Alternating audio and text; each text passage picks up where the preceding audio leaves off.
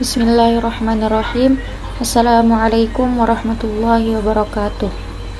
Innal hamdalillah nahmaduhu wa nasta'inuhu wa nastaghfir wa na'udzu billahi min syururi anfusina wa min sayyiati a'malina may yahdihillahu fala mudhillalah wa may yudlilhu fala hadiyalah.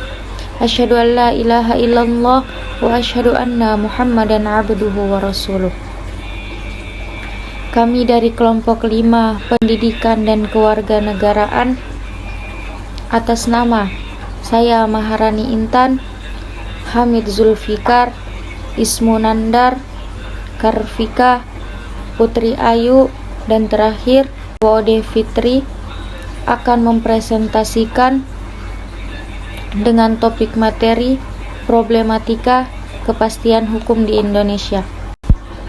Baik, apa sih problematika hukum itu?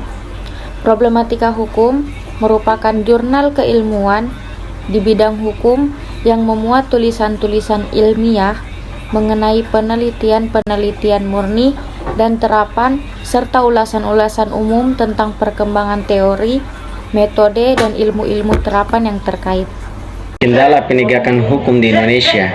Permasalahan penegakan hukum di Indonesia terletak pada 3 faktor: integritas aparat penegak hukum, produk hukum, dan tidak dilaksanakannya nilai-nilai Pancasila oleh aparat penegak hukum dalam pelaksanaan tugasnya sehari-hari. Masalah-masalah hukum di Indonesia ada 6. Yang pertama, lemahnya integritas penegak hukum.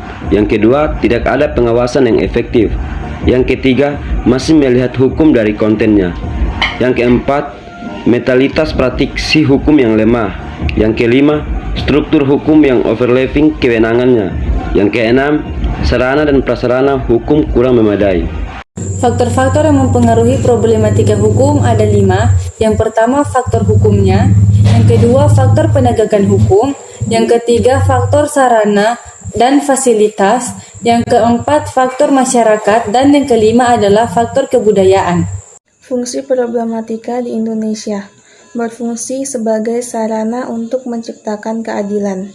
Media pengatur interaksi sosial agar masyarakat menjadi tertib, teratur, dan sejahtera. Ada 4 pilar penegak hukum di Indonesia. Yang pertama, hakim. Yang kedua, jaksa. Yang ketiga, polisi. Yang keempat, advokat atau yang biasa kita kenal dengan pengacara.